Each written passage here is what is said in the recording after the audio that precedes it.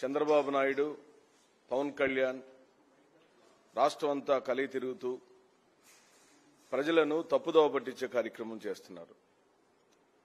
మరి ముఖ్యంగా ఈ రాష్ట్ర ముఖ్యమంత్రిగా ప్రజల యొక్క ఆరాధ్య దైవంగా ప్రజాభిమానాన్ని ఆకాశంత ఎత్తుకి పొందిన జగన్మోహన్ రెడ్డి గారి మీద చాలా దారుణాతి దారుణమైన వ్యాఖ్యలు మమ్మల్ని చాలా బాధ పెడుతున్నాయి.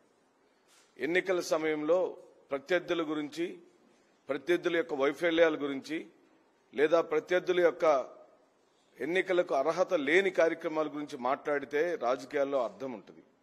కానీ 40 years ఇండస్ట్రీ అని బాకాలు ఊదుకునే చంద్రబాబు నాయుడు ఈ రోజున పదే పదే జగన్మోహన్ రెడ్డి గారి మీద మాట్లాడటం మమ్మల్ని బాగా బాధ పెడుతుంది. మేము చెబుతున్నాం, చంద్రబాబు నాయుడు నీవు ఇప్పటికే పలుమార్లు గౌరవ ముఖ్యమంత్రి వైఎస్ జగన్మోహన్ రెడ్డి గారిని నోరు జారావు. నిన్న కూడా నోరు జారావు. దెందులూరులో సమాధి కట్టారు అనే మాటను ఉచ్చరించావు. ఎవరికి సమాధి కట్టారో ఒకసారి గుర్తు చేసుకోమని చెప్పి అడుగుతున్నా. హత్య రాజకీయాలు ఎవరియో గుర్తు చేసుకోమని అడుగుతున్నా. వంగవీటి మోహన్ రంగాని విజయవాడ నడిబొడ్డులో హత్య చేసిన నరహంతకుడు నువ్వు కాదా? పత్తికొండ మాజీ ఇన్ఛార్జ్ అయిన నారాయణ రెడ్డి అని చంపించిన హంతకుడు నువ్వు కాదా? రాజమండ్రిలో పుష్కరాల పేరుతో 33 మంది అమాయక ప్రజలను నీ షూటింగ్ యావతో చంపించిన దుర్మార్గ హంతకుడు నువ్వు కాదా? పడవ ప్రమాదంలో విజయవాడలో 26 మందిని చంపిన దుర్మార్గుడు నువ్వు కాదా? ఇన్ని హత్యలు చేసి రాష్ట్రాన్ని దావన కాష్టంగా రగిలించిన నువ్వు ఈ రోజున ప్రజల ఓట్ల కోసం, ప్రజల కోసం పనిచేస్తున్న ముఖ్యమంత్రి గారిని సమాధి కట్టారని చెప్పడం మమ్మల్ని బాగా బాధపెడుతుంది. ఇంకా నువ్వేమన్నావు నేను అడుగుతున్నాను, ఈ రోజున మీరు చెప్పండి. 2019లో ప్రజలు నీకు రాజకీయ సమాధి కట్టిన మాట వాస్తవం కాదా? ఈ రోజు 2024 ఎన్నికల్లో నీ పార్టీకి శాశ్వత సమాధి కట్టబోతున్నారనే అంశం నిజం కాదా? నీ దుర్మార్గపు రాజకీయాలకు పూర్తి సమాధి జరగబోతుంది. నీ హత్య రాజకీయాలకు పూర్తి సమాధి జరగబోతుంది. నీ పార్టీ మూతేసుకొని నువ్వు తెలంగాణకు పారిపోయే రోజు వచ్చేసింది. పోలవరం గురించి నువ్వేం మాట్లాడతావు?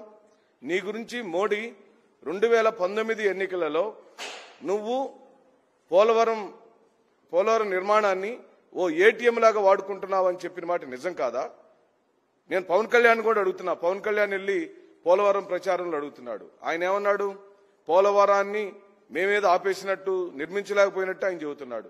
ఏమయ్యా, నువ్వు 2014లో ప్రచారానికి వచ్చినప్పుడు, మోడీ నువ్వు చంద్రబాబు నాయుడు ప్రచారానికి వచ్చినప్పుడు, మీరు ఓట్లు అడిగి అధికారంలోకి వచ్చినప్పుడు 2014 నుంచి 19 వరకు మీరు అధికారంలో ఉండినప్పుడు, అనగా నీ కూటమి అధికారంలో ఉండినప్పుడు ఆనాటి జలవనరుల శాఖ మంత్రి అయిన మరి ఉమా ఏం చెప్పాడు? 2018 డిసెంబర్ నాటికి అయిపోతుంది అని చెప్పాడు. అయిందా? కాలేదు కదా. అందాకెందుకు ఇప్పుడు ఇచ్చిన మేనిఫెస్టోలో పోలవరం నిర్మాణం మీద స్పష్టమైన హామీని మీరు ఎందుకు ఇవ్వలేకపోయారు? అలాగనే కేంద్రం నుంచి హక్కుగా ఆంధ్ర రాష్ట్రానికి రావాల్సిన పోలవరం నిర్మాణానికి కావాల్సిన నిధుల సమీకరణ బాధ్యత 2014-19 కాలంలో నువ్వు, చంద్రబాబు నాయుడు, మోడీ గారు ఎందుకు తీసుకోలేదని అడుగుతున్నాం. పోనీ ఇప్పుడైనా ఇస్తారా? ఇప్పుడే మేనిఫెస్టోలో అయినా పెట్టారా?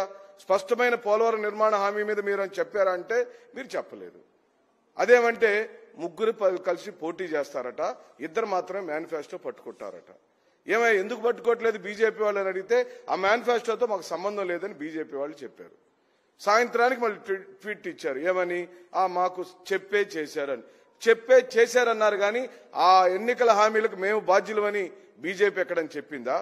కేంద్రం యొక్క నిధులతో ఈ రోజున రాష్ట్రానికి ముడిపడిన రాజధాని నిర్మాణపు ఖర్చులు, పోలవరం నిర్మాణపు ఖర్చులు, రైల్వే జోన్ విషయం, అలాగే స్టీల్ ప్లాంట్ విషయం, రామాయపట్నం పోర్టు విషయం ఎక్కడ మాట్లాడలేదు మీరు. ఎక్కడ కూడా విభజన హామీలకు సంబంధించిన ఒక్క హామీ కూడా బీజేపీ నుంచి మీరు ఇప్పించలేకపోయారు. మీదొక విఫలమైన మేనిఫెస్టో, నీదొక చెత్త మేనిఫెస్టో. అది మేనిఫెస్టో అని చెప్పటం కన్నా చంద్రబాబు నాయుడు చే లిఖించబడిన ఒక బూటకపు ప్రజా వంచన పేపర్ అది ఒక చెత్త పేపర్గా మేము, ఒక టిష్యూ పేపర్గా మేము భావిస్తున్నాం. ఎందుకంటే నేనేం అడగట్లా, 2019 పరిపాలనప్పుడు 2014 ఎన్నికల హామీలో నారా చంద్రబాబు నాయుడు, పవన్ కళ్యాణ్, మోడీ ఉమ్మడిగా రిలీజ్ చేసిన మేనిఫెస్టోలో డ్వాక్రా రుణాల మాఫీ మాట మీరు చెప్పారా లేదా? చేశారా? చేయలేదు.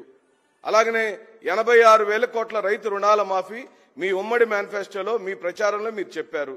చేశారా? రైతులకి చేయలేదు. అలాగనే ఇంటికో ఉద్యోగం ఇస్తామని చెప్పారు. చేశారా? మీరు చేయలేదు. ఉద్యోగం ఇవ్వలేకపోతే 2,000 రూపాయల నిరుద్యోగ భృతి ఇస్తామని చెప్పారు. చేశారా? మీరు చేయలేదు. ప్రపంచాన్ని తలదన్నే రాజధాని నిర్మాణం చేస్తామని చెప్పారు. చేశారా? ఏమీ చేయలేదు. ఇంకా పైగా ఆ రాజధాని నిర్మాణానికి కేంద్రం ఇచ్చిన 5,000 కోట్ల రూపాయలని ఎస్కలేట్ చేసి 5,000 రూపాయలతో స్క్వేర్ ఫీట్ నిర్మాణం అయ్యేదాన్ని 15,000 రూపాయలు కట్టబెట్టిన దుర్మార్గులు మీరు.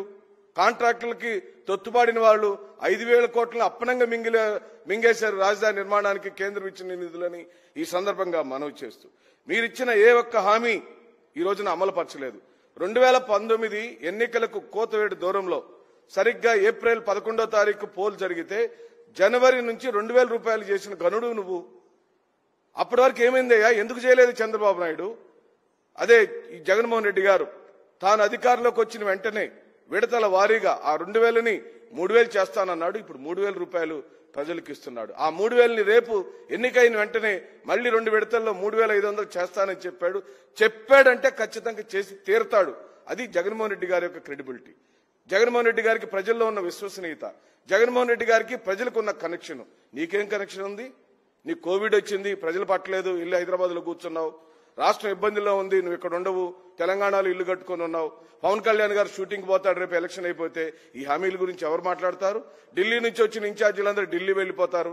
నువ్వు తెలంగాణకు వెళ్తావు, ఆయన షూటింగ్కి వెళ్తాడు. ముగ్గురు ఆంధ్ర రాష్ట్రంలో ఉండరు. ఈ ఎన్నికల హామీల గురించి ఎవరు మాట్లాడుకుంటారంటే ఎవరు మాట్లాడుకోరు. ఎందుకంటే తిరిగి ఎన్నిక కాబడుతుంది. జగన్మోహన్ రెడ్డి గారు, జగన్మోహన్ రెడ్డి గారి యొక్క నాయకత్వంలో ఈ రాష్ట్రాన్ని సర్వతోముఖ అభివృద్ధి తీసుకెళ్లడం కోసం ఒక కమిట్మెంట్ తో, ఒక నిబద్ధతతో పనిచేస్తున్న జగన్మోహన్ రెడ్డి గారి మీద మాట జారితే చంద్రబాబు నాయుడు, ఇప్పటికే నీకు పలుమార్లు చెప్పాం, ప్రజలు నీకు బుద్ధి చెప్పారు, ఇంట్లో కూర్చోబెట్టారు, బుద్ధి రావటం లేదు. వయసు రీత్యా పెరిగిన ఆ ముసలితనంతో వచ్చిన వాత్సల్యంతో నువ్వు ఏదంటే అది మాట్లాడేస్తున్నావు. నోటిని అదుపులో పెట్టుకోండి. మీరు గెలిచే ప్రసక్తి లేదు, ప్రజలు మీరు నమ్మట్లేదని చెప్పి మనం వచ్చేస్తున్నాం.